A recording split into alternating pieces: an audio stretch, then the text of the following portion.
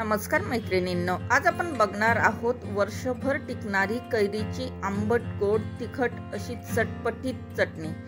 बनवताना तर आपण वर्षभरासाठीच बनवणार आहोत, पण ही खाण्यासाठी इतकी छान लागते ना की कुणीही हिला वर्षभर ठेवू शकत नाही। अगदी बनवल्याच संपते आणि ही चटणी तुम्ही चपाती बरोबर, तसेच पराठ्यांबरोबर आणि ब्रेड बरोबर सुद्धा खाऊ शकतात। कैरीचा सीजन संपल्यानंतर ज्यांना कैरी खायची इच्छा असेल ना, त्यांनी अशी चटणी बनवून ठेवावी। तसेच ही टिफिनला देण्यासाठी सुद्धा खूप चांगली आहे। घरात लहान मुलं असतील ना, तर त्यांना तर अतिशय बेस्ट आहे टिफिनला देण्यासाठी। चला तर मग वेळ न वाया घालवता ही रेसिपी कशी बनते ते बघूया। चटणी बनवण्यासाठी मी इथे 2 कैऱ्या घेतलेल्या आहेत। आता ह्या आमच्या बगीच्यातल्या झाडाच्याच 2 वेगवेगळ्या झाडांच्या कैऱ्या आहेत, त्यामुळे थोडासा रंगात बदल तुम्हाला जाणवेल। आता ह्या 4 तासांपूर्वीच तोडलेल्या कैऱ्या आहेत। तुम्हाला जितकं शक्य असेल ना तितक्या ताज्या कैऱ्या घ्या। आणि कैरी घेतल्यानंतर हे बघा, ह्या इथे असं समोर चीक लागलेला असतो नुकत्याच ताज्या तोडलेल्या कैऱ्यांना। तर मी 4 तास पाण्यात भिजवून ठेवल्या होत्या आणि कैरी खूपच कडक आहे। आत्ताच झाडावरनं उतरवलेली आहे, त्यामुळे ही अतिशय कडक कैरी आहे। त्याचबरोबर पाण्यात भिजत ठेवल्यामुळे हा जो बाजूचा चीक आहे ना, तो पूर्णपणे निघून गेलेला आहे। कैरी घेताना अगदी ताजी मिळाली ना तर खूपच चांगली। शक्यतो ताजी कैरी घ्यायची आणि पुन्हा पाण्यात भिजत ठेवायची, जेणेकरून देठाकडचा संपूर्ण चीक निघून जाईल। कैरी व्यवस्थित स्वच्छ करून घेतली आणि चीक काढून घेतला ना, चीक स्वच्छ करून घेतला तर आपल्याला त्यापासून त्रास होत नाही।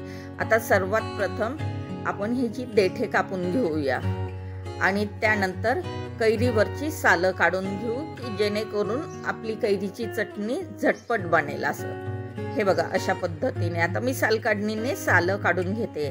आणि ही सगळ्यात महत्त्वाची टीप की कैरी घेताना छान अशी कडक आणि ताजी कैरी निवडायची। त्यानंतर तिची संपूर्ण सालं काढायची आणि तिचे काप करून घ्यायचे। आणि हे बघा, अशा पद्धतीने मी काप करून घेतलेले आहेत। आणि निवडताना अशी पांढरी शुभ्र आतून कैरी निघेल अशा पद्धतीची कैरी घ्या। आणि कापही हे बघा, मी अगदीच बारीक म्हणजे छोटे छोटे चौकोनी पीसेस कट करून घेतलेले आहे। तुम्हाला हवे असेल ना तर उभे पातळ काप करून घेतले तरी चालेल। जितके छोटे करता येईल तितके छोटे करा, की जेणेकरून आपली कैरी झटपट शिजेल। आणि तसेही सालं काढल्यामुळे झटपटच कैरी शिजते। त्यानंतर गॅसवरती आपण एक कढई तापत ठेवूया। आता कढईत आपण 3 मोठे चमचे तेल घेऊया। हे तेल कैरीची चटणी टिकवण्यासाठी प्रिझर्वेटिव्हचं काम करतात, म्हणजे जितकं व्यवस्थित भरपूर तेल तुम्ही टाकाल तितका दिवस जास्त ही चटणी टिकेल। तेल व्यवस्थित तापलं की यात अर्धा चमचा आपण मोहरी टाकून घेऊया। मोहरी व्यवस्थित फुलली की यात अर्धा चमचा आपण कलोंजी टाकून घेऊया। आणि कलोंजी टाकल्याने स्वाद छान येतो। त्यानंतर 1 चमचा आपण बडीशोप टाकून घेऊया। बडीशोपने ही चटणी खूप छान असा फ्लेवर बडीशोपचा या चटणीमध्ये येतो। त्याचबरोबर बडीशोप उन्हाळ्यात खाण्यासाठी थंडही असते। त्यानंतर अर्धा चमचा मेथीचे दाणे टाकले आणि पाव चमचा हिंग टाकून घेतला। आता यात कापलेली संपूर्ण कैरी आपण सोडूया आणि छान तेलामध्ये 2 ते 3 मिनिट चांगली परतवून घेऊया, म्हणजे एकतर कैरी नरम होईल, त्याचबरोबर टाकलेल्या मसाल्यांचा फ्लेवर आपल्या कैरीला येईल। आता कलोंजी टाकणं टोटली ऑप्शनल आहे। तुम्हाला आवडत असेल तर टाका, नाही टाकलं तरी चालेल। पण इतर मसाले म्हणजे बडीशोप, मेथी दाणे आणि मोहरी तर नक्कीच टाका। कैरी 1-2 मिनिट छानपैकी परतली की यात आपण चवीनुसार मीठ टाकूया। मीठ आणि मिरची तुमच्या आवडीनुसार तुम्ही कमी जास्त करू शकतात।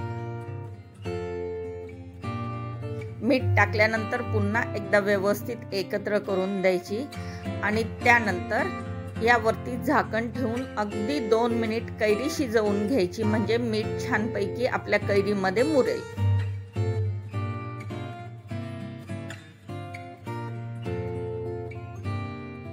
2 मिनिटांनंतर आपण झाकण काढून घेऊया। फार जास्त वेळ लागत नाही कैरी शिजण्यासाठी। आणि हे बघा, 2 मिनिटातच कैरी छानपैकी शिजली गेलेली आहे। आता यात आपण थोडीशी हळद टाकूया आणि त्यानंतर मिरची टाकूया। आता हळद किती टाकायची तर फक्त पाव चमचा हळद टाकायची, कारण पुढे हळदीने रंग काळा येतो। त्याचबरोबर मी 1 चमचा लाल काश्मीरी मिरची सुद्धा टाकलेली आहे, तर त्यामुळे हळद टाकताना अगदी थोडी टाका, ही आपली दुसरी टिप लक्षात ठेवा।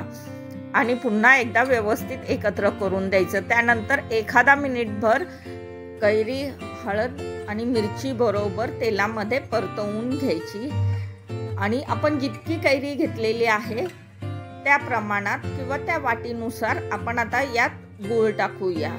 गूळ सुद्धा तुमच्या आवडीनुसार तुम्ही कमी जास्त करू शकता। कैरी जास्त आंबट असेल तर थोडा जास्त गूळ टाका आणि कैरी कमी आंबट असेल ना, थोडा कमी गूळ टाकलात तरी चालेल। आणि मी घेतलेली कैरी कमी आंबट होती, त्यामुळे मी थोडासा अर्धी वाटी गूळ टाकलेला आहे।